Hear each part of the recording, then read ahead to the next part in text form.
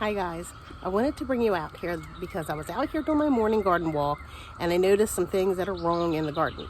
So I thought this would be a good chance to bring you out, talk about what's going on, why I think what's going on, and what to do about it. So let's go ahead and go walk out and I'll show you a couple things that are just going wrong this year with the garden. One of the things that I noticed that was going on was this morning I came out and I noticed a smell in the garden, and it was not a good smell.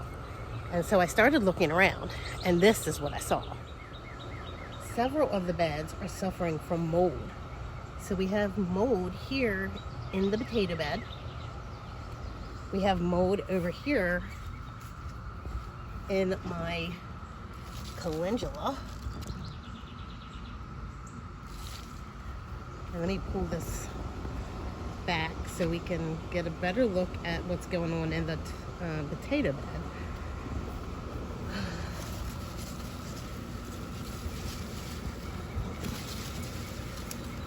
You see in there, it is really bad, and so that's what that smell is.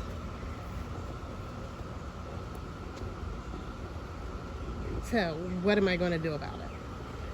The easiest thing that you can do is you can take like your garden shovel or your little spade or whatever and scoop off that layer of mold and then treat your soil for the mold. And what I found is really quick working, really easy to use. So the best thing that I found for mold is cinnamon. Just your common grocery store, regular old cinnamon. Just sprinkle it heavily all over your soil, and it is like an antifungal, like naturally, and it will help get rid of that disgusting mold in your garden bed.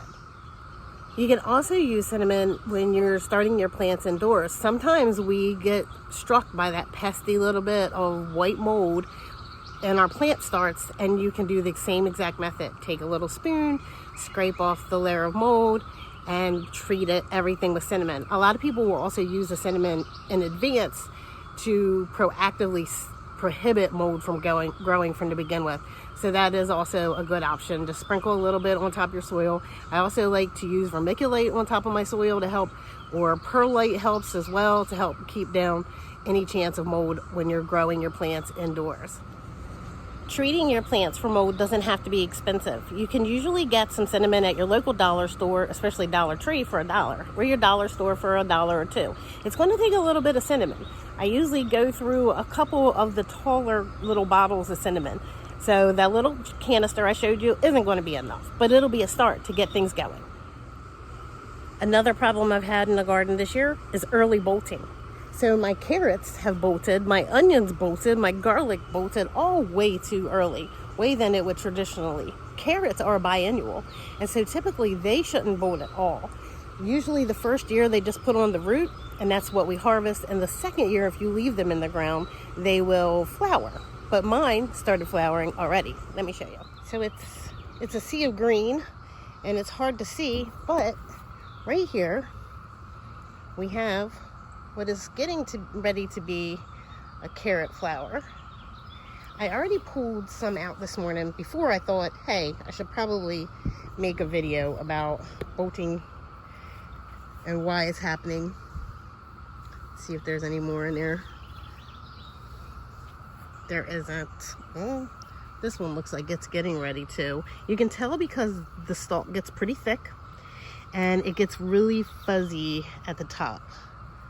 Like a thick part at the top, where traditionally my carrots would look like this, really airy, right? But the ones that are getting ready to bolt get thick at the top, and you can see because it's starting to form that flower head. What can I do about the bolting, the early bolting for like my garlic and my carrots and the onions? There isn't anything that can be done. The only thing that can be done is just pull them out. They're not going to grow anymore once they start bolting or flowering, going to seed. That's it. They're done for the year. And so, sadly, most of my carrots may end up looking like that. And that's all of the carrot that I got from that carrot harvest. I was really excited about my carrots this year because I had a really large harvest, planting. So I thought I was going to get to harvest a lot, but I guess not. Now here I've already thrown some out. But you can see, not very big.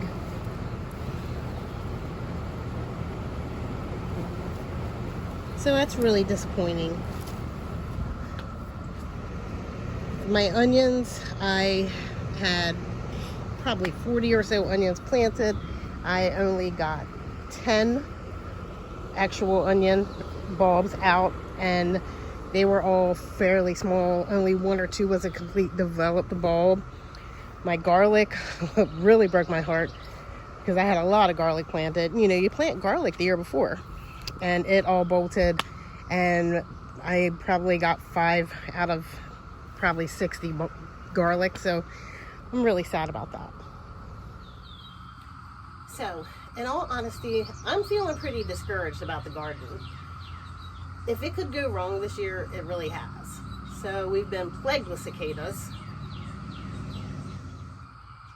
In addition to cicadas, I've also discovered, thanks to one of the viewers, that we have spotted lanternflies, which, if you don't know about spotted lanternfly, they are a very, very invasive species that came over just a few years ago from China.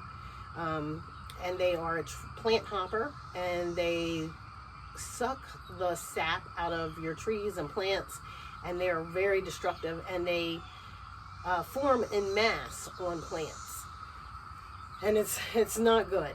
It's really bad. So I've got the nymphs. They're little black bugs with white dots, and I've been going out every day, every morning, every afternoon, every evening, and searching my plants for them and squishing them, which isn't easy because as soon as you get near them, they hop.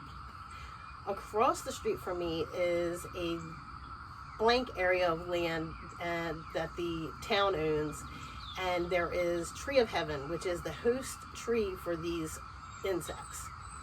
So I'm very upset about this situation. So we have cicadas, we've got spotted lanternflies, and then our typical spring is usually, you know, like a mild incline, 60, 70 degrees, slowly 80. Usually now it's probably like 80 degrees. And then when we get to July, late June, we start to get that big humidity and 90-degree weather. I always judge that by 4th of July because I always know around 4th of July my hair starts to get really poofy because the humidity kicks in and the heat kicks in, and that's how I usually keep track of that. So this year, we've been well into the 90s for quite a while. We have little to no rain this spring, and it's been humid, super humid. Well, now, suddenly, we've had a couple cold snaps. We've got the rain that we've missed, over 2 inches, 3 inches of rain recently. So now we've got lots of rain, lots of humidity. We're still dealing with cicadas. We got spotted lanternflies. So the plants are confused. They don't know what to do. They're being attacked on every level. They don't know if it's cold out. They don't know if it's hot out. They can't tell what season they're supposed to be in. They're laden down with, you know, bunches and bunches of heavy bugs that were never on them before, weighing down their leaves and branches and stems.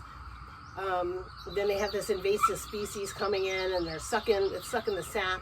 So the plants are really suffering, and it's got me discouraged. It really does.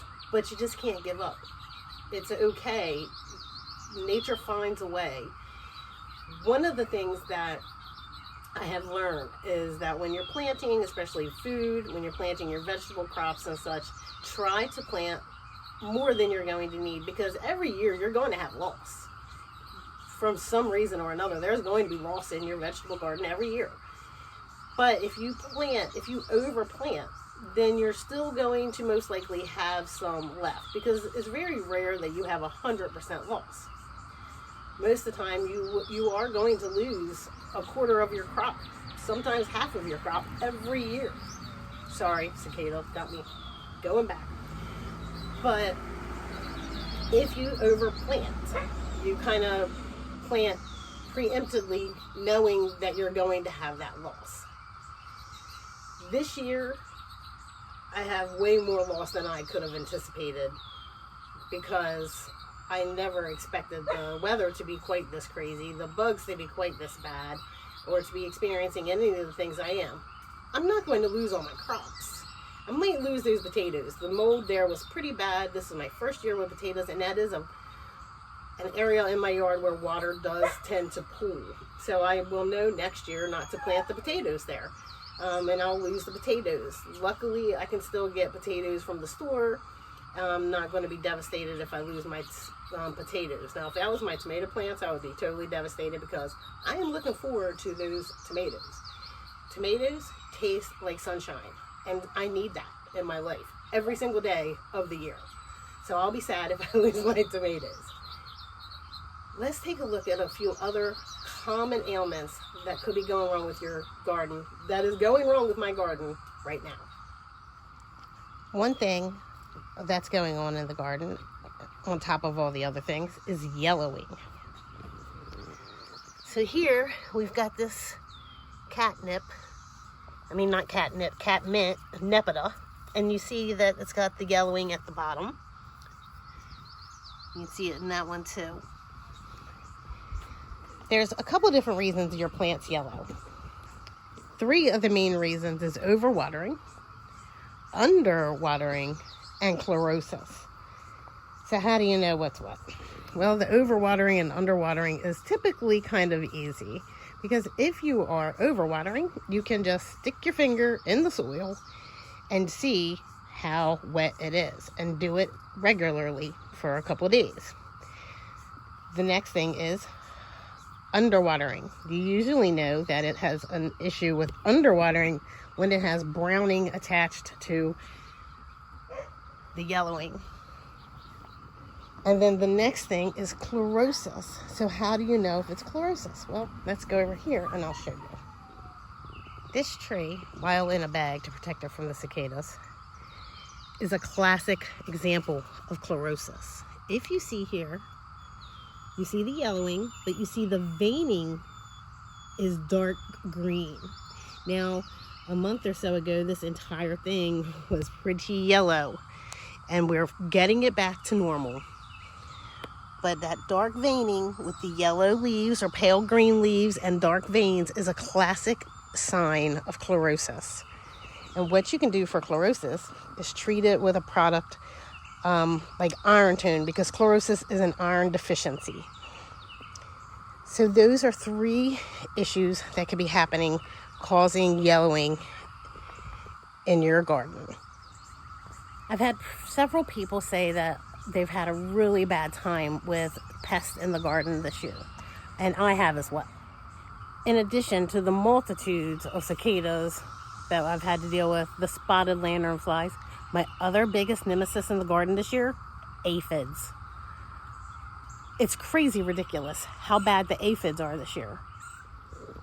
Okay, while it's not aphids, it is spotted lanternflies I want to show you on my salvia. So they were on my carrots this morning, and now they are on my salvia, guys. Look at them. A little bee butt is in my way. Messing up my ability to focus here. Get out of here, all these little bee butts. So, these things, where are they? Oh, God. There they are. If you go anywhere near them, they jump clean off the plant. I have tried chasing them around the plant, because sometimes they'll just crawl around the other side of the stem. And I've tried chasing them around, and that doesn't work. And the only thing I've found that works, which is just, I hate doing, it's horrible. It's just, I hate it. The thing that I found that works for catching these spotted lantern nightmares is I take a freezer bag, I shove it down over the plant really, really quick, grab a hold of it, and then cut the plant off at the end of the freezer bag. It's real easy to get discouraged when all of these things are going wrong in the garden right now. But then you have to look at these little precious treasures that you get. Like some new buds on your flower, or the excitement of a tomato baby or a pepper baby, which I have some of those, and you'll see them in the next garden tour. So I hope that the little bit of information that I gave you was helpful. Some little tricks to help you combat some of the evils of the garden. And please remember to subscribe to our channel so that you can learn more and see us go through this crazy ordeal of trying to garden in Zone 7A. Also like it, share it, and help us grow so that we can help grow this garden and bring more information to everybody. And until next time, bye-bye.